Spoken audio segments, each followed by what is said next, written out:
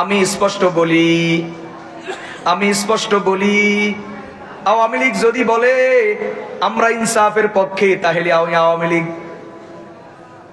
আর জামাতের হেফাজত যদি বলে আমরা জুলুমের পক্ষে তাহলে আমি জামাতের হেফাজতকে তালাক। কথা কয় না? ইসলামী নাম লাগাইলে কি হয়েছে? জামাতে ইসলামী, হেফাজতে ইসলাম, ইসলামী আন্দোলন, বাংলাদেশ খেলাফত মজলিস। লাভ কি হবে? ইসলামী শব্দ। যদি তাদের মধ্যে জুলুম থাকে আমি তাদের বিরুদ্ধে, আর আওয়ামী লীগ তার মধ্যে কোনো ইসলাম শব্দ নাই কিন্তু তাদের মধ্যে ইনসাফ আছে, জুলুমের বিপক্ষে যদি তারা দাঁড়ায় আমি তাহলে এখন থেকে আওয়ামী লীগ করতে রাজি আছি। কথা বলেন ঠিক কিনা?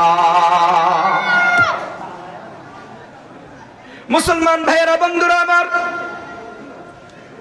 আজকে দুনিয়ার মানুষ সামান্য ক্ষমতার গরম, টাকার গরম সহ্য করতে পারে না। ওয়ার্ড কমিটির সভাপতি, ইউনিয়ন কমিটির সভাপতি, কেউ আছে যুব কমিটি, কেউ আছে ছাত্র কমিটি, কেউ আছে বুড়া কমিটি, কেউ আছে বুড়ি কমিটি, কেউ আছে যুবক কমিটি, কেউ আছে যুবতী কমিটি। প্রত্যেকটা দলের ভিতরে দেখবেন একাধিক অঙ্গ সংগঠন আছে। কথা বলেন ঠিক কিনা? এতটুকু ক্ষমতার গরম সহ্য করতে পারে না। সুলাইমান আলাইহিস সালাতু ওয়াস সালামকে আল্লাহ তাআলা গোটা বিশ্বের ক্ষমতা দিয়েছেন, কোনো গরম নাই। কারণ কি? কারণ হলো তারে তো ক্ষমতা আল্লাহ দিয়েছে। যারে ক্ষমতা আল্লাহ দেয় তার মধ্যে কোনো গরম থাকে না, তার মধ্যে থাকে বিনয়। কথা বলেন ঠিক কিনা? মুসলমান ভাইয়েরা, তাফসীরে কুরতুবীতে লেখছে সুলাইমান আলাইহিস সালাতু ওয়াস সালাম একদিন ইয়ামান থেকে তায়েফের দিকে রওনা হলেন, অথবা তায়েফ থেকে ইয়ামানের দিকে রওনা হলেন। যেই মাত্র সুলাইমান আলাইহিস সালাতু ওয়াস সালাম বিশাল বাহিনী নিয়ে যখন রওনা হলেন, কোরআন বলছে একটা পিঁপড়ার রানী। বলেন কে? পিঁপড়ার তো বেড়া কই? রানী কেন বলে বেড়া কই? মুসলমান ভাইয়েরা খেয়াল করে শুনেন, কোরআনে কারীমের সূরা বাকারা এবং সূরা নিসা, এই দুই সূরার বক্তব্য হলো মানুষের সমাজে নেতৃত্ব দিবে পুরুষ, আর কোরআনে কারীমের সূরা নাহাল এবং সূরা নামাল বলে জানোয়ারের সমাজে নেতৃত্ব দিবে নারী। মানুষ আর জানোয়ারের তফাৎ কোথায়? আমি নারী নেতৃত্বের বিরোধিতা করি না, আমার বিরোধিতার দরকার নাই, শুধু মূলনীতি শুনাইয়া দিই। আল্লাহ তাআলা কোরআনে কারীমে বয়ান করে দিয়েছেন মানুষ আর জানোয়ারের তফাৎ কোথায়, মানুষ আর পশু পাখিতে তফাৎ কোথায়। আল্লাহ বলে মানুষের সমাজে, সমাজ ব্যবস্থা, রাষ্ট্র ব্যবস্থা, পরিবার ব্যবস্থা গড়ে উঠবে পুরুষকে কেন্দ্র করে। পুরুষ হবে পরিবারের প্রধান, পুরুষ হবে সমাজের প্রধান, পুরুষ হবে রাষ্ট্রের প্রধান। এটা হলো মানুষের সমাজ। আর জানোয়ারের সমাজে নর নয়, মাদি হবে প্রধান।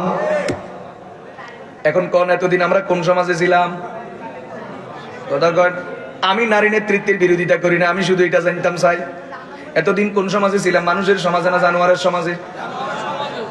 কোরআনে কারীম বলছে হাত্তা ইযা আতাউ আলা ওয়াদিন নামলি ক্বালাত নামলাতুন ইয়া আইয়ুহান নামলু দুখুলু মাসাকিনাকুম লা ইয়াহতিমান্নাকুম সুলাইমান ওয়া জুনুদুহু ওয়া হুম লা ইয়াশউরুন।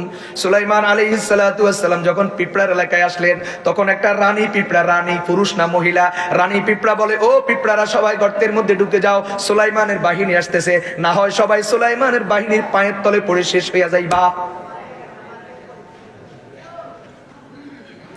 বুঝতেছেন? আচ্ছা, আমি আপনাদেরকে জিজ্ঞাসা করি, আপনারা ইসলাম মানেন না গণতন্ত্র মানেন? হ্যাঁ, এটাও তো খেয়াল রাখেন মৌলিকভাবে। ইসলাম আর গণতন্ত্র কিন্তু সাংঘর্ষিক।